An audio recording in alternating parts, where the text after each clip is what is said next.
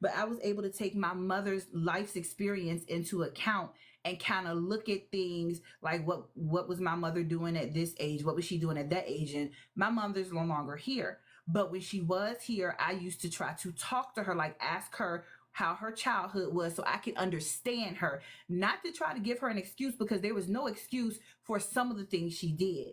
But being that I was a product of marital grape, I could understand the neglect. I could understand her being at a point where I could imagine her not wanting to have any more kids, dealing with what she was dealing with from my father.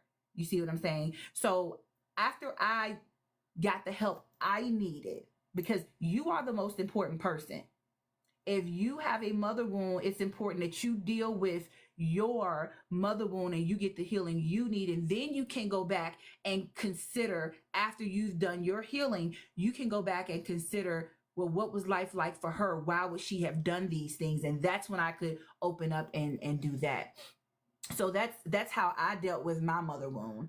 But we also have sister wounds, as we were just talking about, things that and these sister wounds don't have to be actually blood sisters. This is a wound that any other woman can inflict upon you on purpose or intentionally or unintentionally. So these are all things that we have to take into consideration. And again, when you are hurt, you got to take care of yourself first. And then you can come back and consider, well, what just happened, and go from there. But, and I will throw this out there. And I know there may be some people that don't agree with me, but triggers, you are responsible for your own triggers.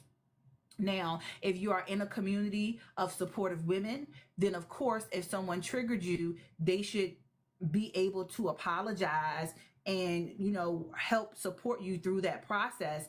But if you're triggered, it's your responsibility to manage your